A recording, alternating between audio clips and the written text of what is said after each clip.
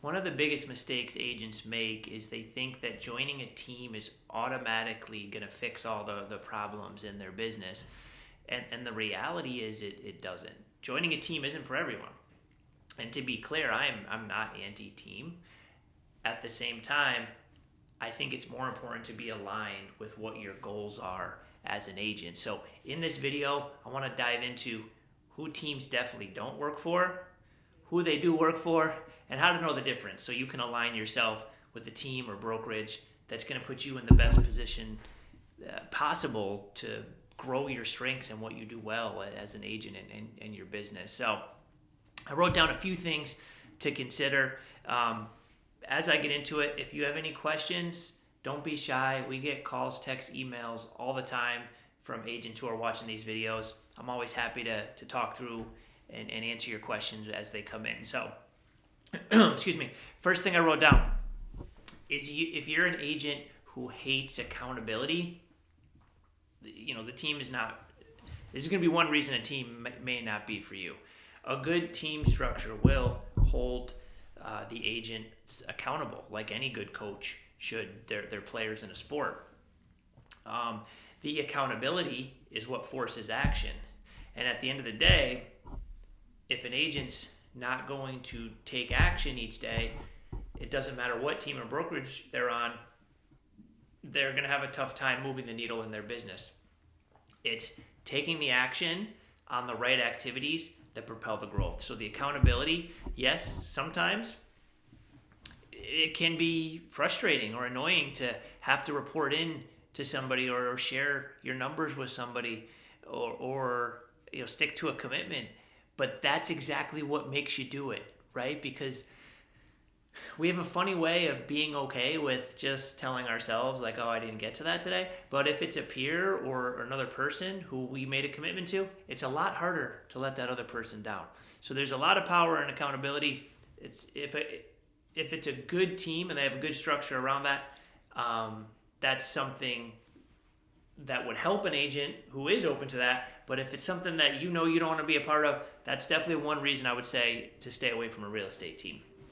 Second thing I wrote down, if you have the mindset that just joining the team will save your business and you're going to just take the same actions each day, don't join the team. The team is not going to move the needle on your business if that is the way you're coming in. If you just think they're going to give you leads and those leads are going to close, there's not going to be a lot of competition on them, and it's going to be easy, don't join the team for that reason. Stay on your own.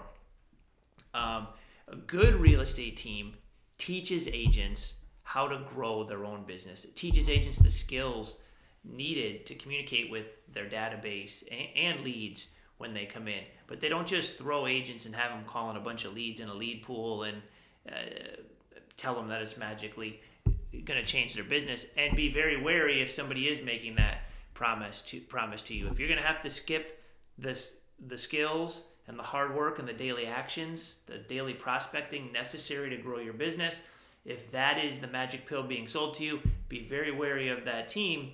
And if that is your expectation, again, I would stay on your own and save yourself a lot of stress and time of having appropriate expectations. A good team can absolutely support you and coach you and hold you accountable through those daily activities like we talked about, but it's not just going to happen for you. You still have to do the work. It's always the agent that's behind the great success. The next thing I wrote down, if your main focus is splits, hey, what's the split? What's the commission breakdown? A team's probably not for you. A good team is not going to have the best split on the market by design because they're supposed to be providing you resources to help you leverage your time and grow your business more efficiently. And if they can't do that, well, then you might as well just stay on your own and find the brokerage with the highest split possible. So the agents that I find do the best on teams are agents who are looking for leverage. They want to be coached. They want to compress timelines and speed up their growth.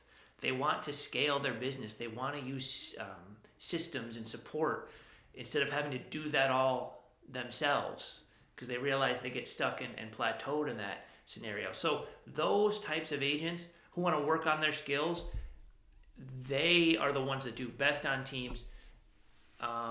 If it's just about commission split, it's never going to be the best commission split on a team because of all the resources they provide. And again, you want to make sure, I've done some other videos on how to vet teams. Did a whole video on this. So if this is something you want to dive into to make sure you're picking the right team, drop a comment below asking me to share that video with you, and I'll send you the link. So it's a quick, easy watch for you. And if not, if you know commission split's going to be your thing, save yourself some time. The team's probably not going to be for you. They're never going to have the best split. Next thing I wrote down, who do they work for? Kind of got into it a little bit there. The agent that is coachable and very growth minded, trying to scale their business fast. Those are who I see come to the team, have the most success. They know they got to put in the actions and the work. They're just looking for the support and leverage to keep growing. They don't want their growth to stop. And a good team can provide those resources and systems and coaching to help agents push through and keep their momentum and keep growing. So those are the agents that I see do best on teams. In my experience, it's really more about an agent asking themselves, what am I trying to build? Where do I want my business to go? And if you can get really clear on that, that'll help you decide if you should just stay solo and keep doing what you're doing, or if going over to the right team can help you reach your goals faster and maintain that momentum and growth. So hope this video helps. If you want to walk through where you're at in your business, and if joining a team gives you any leverage at all, there's never any obligation. I'm always happy to talk, but most importantly, I hope this video is helpful for you and gives you some time to reflect on your business moving forward. See you later this week.